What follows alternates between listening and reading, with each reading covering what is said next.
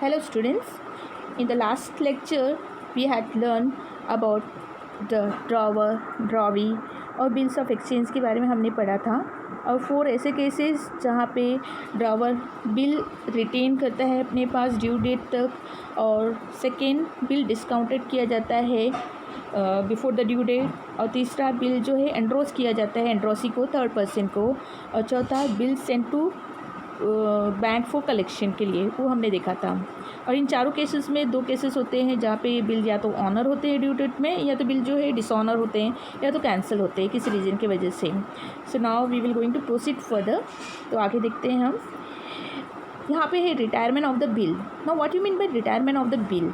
मतलब यहाँ पे ये होता है कि समय के पहले, ड्यू डेट के पहले, ड्यू डेट के पहले अगर हम जो है अपनी बिल जो है पे कर देते हैं, when the bill is paid by the drawer before the due date, उसे हम रिटायरमेंट ऑफ द बिल बोलते हैं।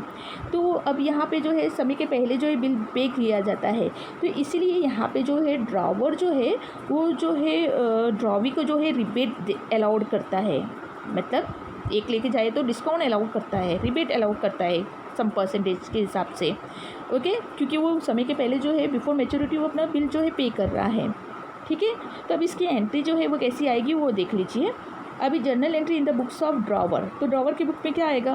कैश अकाउंट डेबिट, मतलब उसने कितना पे किया है, और रिबेट, और कितना उसे रिबेट जो है अलाउड किया है ड्रावर ने, तो bill receiver account. For example अगर बिल रिसीवल जो है 5000 है और यहाँ पे जो है ड्रावर ने 100 रुपीज़ का जो है रिबेट दिया है ड्रॉवी को, तो रिबेट के यहाँ पे 100 आएंगे, तो मतलब उसने बैलेंस कितना पे किया है ड्रावर को? 4900। तो यहाँ पे जो है 4900 और यहाँ पे प्लस 100 रुपीज़, और यहाँ पे बिल रिसीवल जो है 5000 का है। Got it? तो यहाँ पे हम नरेशन लिखेंगे, been bill retire before the due date at the rate of tax percentage. ठीक है, और ड्रॉवी के बुक पे क्या एंट्री आएगी? Bill payable account debit to cash account to rebate account. तो मतलब समय से पहले हम अगर जो है बिल चुकता कर देते हैं, भर देते हैं, तो ये एंट्री जो है आएगी। अभी नेक्स्ट केसेस में जो है यहाँ पे if bill is cancel for renewal purpose, यहाँ पे बिल कैंसिल क्यों होता है? अगर जो ड्रॉवी है वो बिल नहीं भर पाता है, he is not able to pay the bill, उसे कुछ और समय चाहिए, तो इस केसेस में क्या होता है, मतलब वो बिल कैंसिल कर दिया जाता है।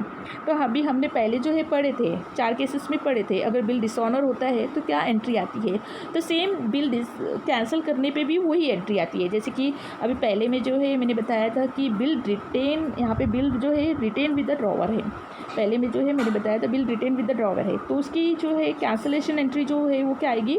Drawee account debit to bill receivable account. ठीक है, मतलब एक्सेप्टेंस की रिवर्स एंट्री, बराबर। और यहाँ पे जो है सेकंड जो है bill discounted with the bank है, तो यहाँ पे जो एंट्री होगी वो होगी drawee account debit to bank account. यहाँ पे होगी drawee account debit to bank account. क्यों यहाँ पे बैंक अकाउंट क्यों मेंशन किया गया है? यहाँ पे हमने बिल रिसीवेबल मेंशन किया है, यहाँ पे बैंक क्यों मेंशन किया है? क्योंकि बिल जो है डिस्काउंटेड विद द बैंक हुआ है, बराबर। अभी बिल जो है बैंक के पास है, तो अभी जो भी लेना देना है वो बैंक के साथ है, तो इसलिए drawee account debit to bank account, बराबर। फिर नेक्स्ट वाला जो है bill endorse to the endorsee है, तो यहाँ पे भी जो है एंट्री जो होगी वो होगी drawee account debit to endorsee account. ठीक है, क्योंकि बिल रिसीवल जो है वो किसके हाथ में है? एंड्रोसी के अकाउंट में है, तो यहाँ पे drawee account debit to endorsee account होगी। तो अभी चौथा जो केस है वो ये है कि bill send to bank for collection. अब यहाँ पे भी जो है बिल जो है ड्रॉवर के हाथ में तो नहीं है, वो जो है बिल से जो है वो बैंक के पास है फॉर कलेक्शन के लिए। तो यहाँ पे अगर कैंसिलेशन करना है, बिल जो है कैंसिलेशन हो रहा है, तो उसकी जो एंट्री होगी वो होगी drawee account debit to bank for collection account. ठीक है, और in the books of drawee जो है जो डिसऑनर का एंट्री हम करते हैं वही होगा रिवर्स ऑफ एक्सेप्टेंस का, bill payable account debit to drawer account. ठीक है, तो इफ़ यू वांट अब ये स्क्रीनशॉट ले सकते हैं। नाउ नेक्स्ट, अभी if the parcel amount is received from the ड्रॉई, bill जो है कैंसिल हो रहा है, मगर जो है ड्रॉवर जो है कुछ उसके पास अमाउंट है और वो पे कर रहा है, बराबर। अभी जैसे कि 5000 है, ठीक है, तो उसने 2000 जो है उसे पे कर दिया है, तो अभी बैलेंस कितना बचा है? 3000, मतलब वो 3000 का उसको बिल बनाना है। ठीक है। तो यहाँ पे देखो बिल जो है ये है 5,000 का है और कैश जो है उसने इतना बड़ा है 2,000। तो अभी न्यू बिल जो है वो कितने का है 3,000। ठीक है। तो in the books of drawer जो एंट्री आएगी वो आएगी cash account debit to drawee account. ठीक है। जो एंट्री आएगी वो आएगी cash account debit to drawee account, मतलब वो आधा पेमेंट कर रहा है तो उसकी एंट्री जो है ये होगी। फिर in the books of drawee में drawer account debit to cash account, okay, being the partial amount received from the drawee. ठीक है।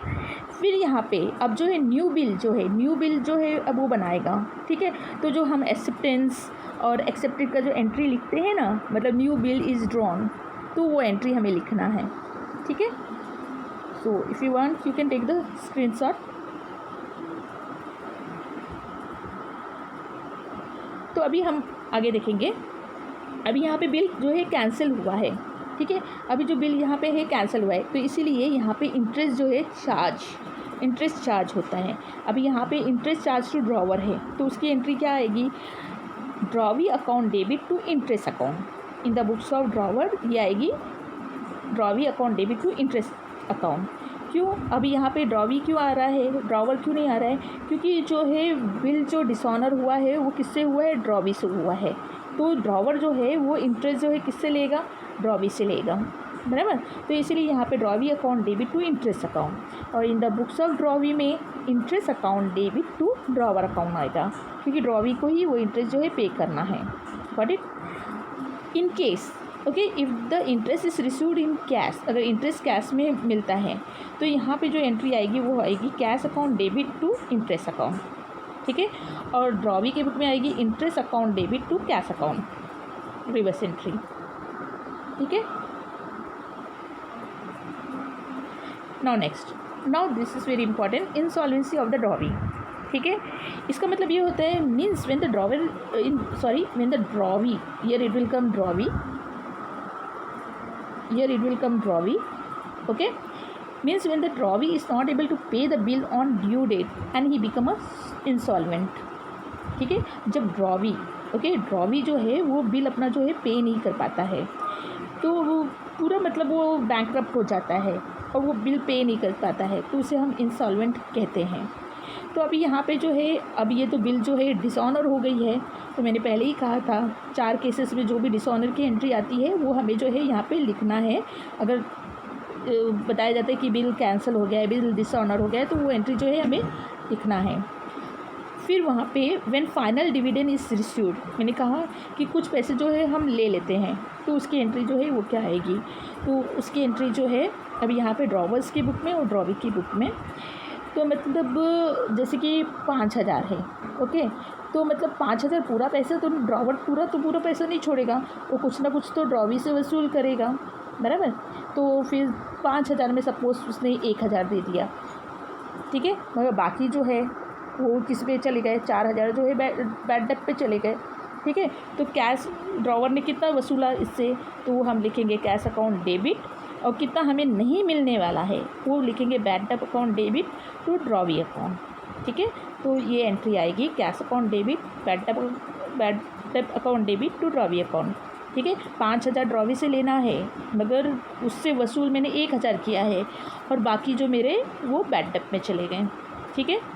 और ड्रॉवी के अकाउंट में आएगा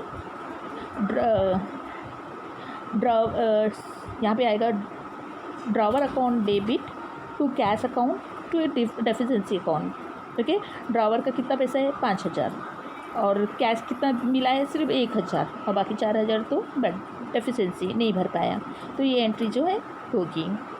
ठीक है। तो I hope you all have understood. Okay, thank you.